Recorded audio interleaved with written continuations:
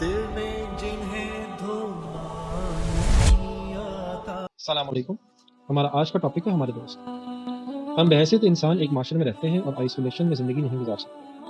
اس دوران ہماری انٹریکشن مختلف لوگوں سے ہو جاتی ہے، پھر ان میں سے کچھ لوگ ہمارے دوست بن جاتے ہیں جن سے ہم اپنی باتیں شیئر کرتے ہیں، مختلف معاملات میں مشورہ لیتے ہیں، ایک دوسرے کی خوشی غمی میں شریک بھی ہوتے ہیں۔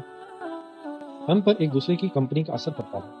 حضور صلی اللہ علیہ وسلم کی ایک حدیث کا مفہوم ہے، انسان اپنے دوست کے دین پر ہوتا ہے، لہٰذا تم میں سے ہر ایک کو چاہیے کہ وہ دیکھے کہ کس سے دوستی کر رہا ہے۔ لیکن اللہ تعالیٰ نے ہمیں ایک لمیٹڈ سا نالج دے کر دنیا میں بھیجا ہے، اس لیے پھر ہماری گائیڈنس کے لیے قرآن مجید کو نازل کیا ہے، اور پھر قرآن مجید پر عمل کیسے کرنا ہے اس کے لیے حضور صلی اللہ علیہ وسلم کی زندگی کو رول ماڈل بنا دیا ہے۔ اب عقل مندی کا تقاضا کیا ہوگا کہ اپنے فلسفوں کو ایک طرف رکھ کر قرآن و سنت کی روشنی میں سارے کام کیے جائیں۔ حضور صلی اللہ علیہ وسلم کی ایک اور حدیث کا مفہوم ہے، اچھا دوست وہ ہے کہ اس کو دیکھنے سے تمہیں اللہ یاد آ جائے اور اس کی گفتگو سے تمہارے عمل میں اضافہ ہو اور اس کا عمل تمہیں آخرت کی یاد دلائے۔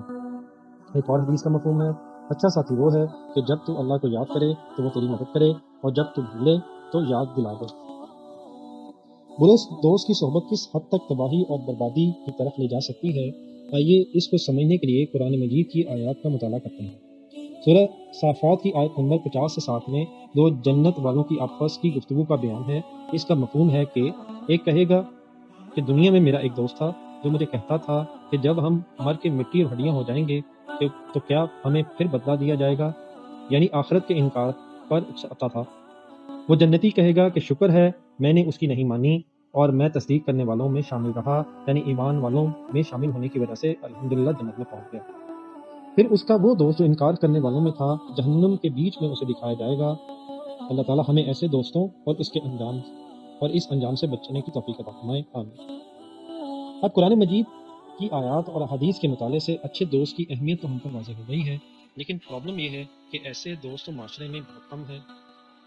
میرے بھائیوں، بات تو ٹھیک ہے، لیکن میں آپ کو اس کا ایک سولوشن بتانا چاہتا ہوں۔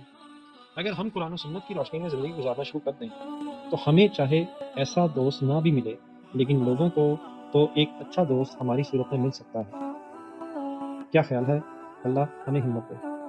آئیے میرے بھائیوں، زندگی بہت چھوٹی ہے، کب تک ہم نیکی کے کاموں کو ڈیلے کرتے رہیں گے اور فضولیات میں وقت ضائع کرتے رہیں گے؟ ہمت تو کریں، انشاءاللہ ایک پرسکون دنیاوی اور اخروی زندگی ہمارے انتظار میں ہے۔